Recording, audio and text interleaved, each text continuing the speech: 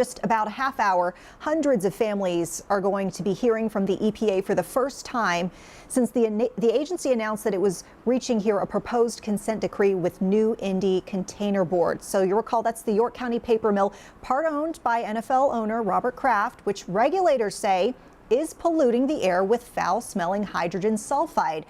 Now, homeowners tell us that they fear that the mill's chemicals are harming their health. And WCNC Charlotte's Brandon Goldner has been thoroughly investigating New-Indy for the last year. He joins us live in Rock Hill. That's where the EPA is hearing all these public comments on this proposed settlement. So, Brandon, we know that this hasn't started yet, but have you been able to take a temperature? What's the mood like for these homeowners? Well, Vanessa, homeowners argue this proposed consent decree, which includes that $1.1 million fine, simply isn't enough.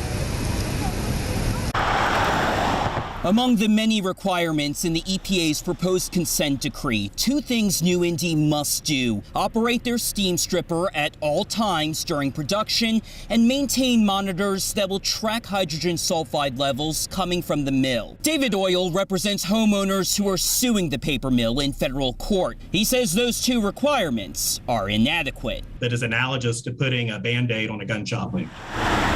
First, the steam stripper. It's a piece of equipment that basically reduces the amount of pollutants released by paper mills. Hoyle says the EPA should require New-Indy to install a new steam stripper, citing this May 2021 email obtained through a records request in which an EPA worker, referring to New-Indy, writes, quote, "It may make sense to lead them by the nose to that conclusion. Long term, they will need additional stripper capacity." His other concern is those hydrogen sulfide monitors set up around the plant.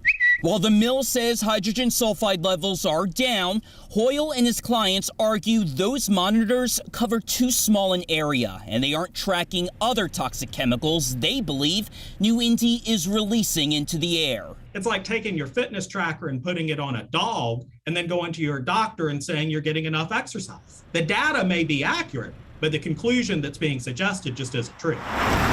He says tonight his clients hope the EPA will listen to them and make changes to the consent decree. We left emails with the EPA. They did not return our request for a comment. As for New-Indy, since April 2021, we've requested a sit-down on-camera interview with them. They have declined every time. We once again asked them to interview with us for today's story, and they also declined. Live in Rock Hill, Brandon Goldner, WCNC Charlotte. Brandon, thank you for that. So you might be wondering, how did we get to this meeting tonight? Well, we can tell you the controversy over New-Indy stems back more than a year.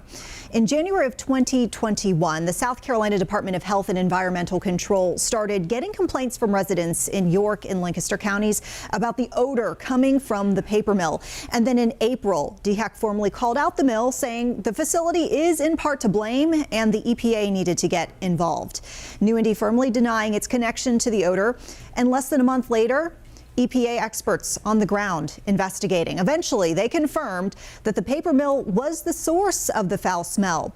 The state ordered it to reduce emissions, and then came the lawsuits against New-Indy. People complaining of health issues because of the odor.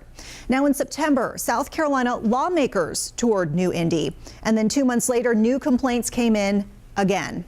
The EPA and DHEC saying that the facility committed more violations, and then all of this bubbling up to December 29th when the EPA proposed a settlement with New-Indy to minimize the hydrogen sulfide emissions. Now, of course, we've covered this concern at length. You can learn more, including firsthand accounts from those impacted by the paper plant smell, on our website, WCNC.com.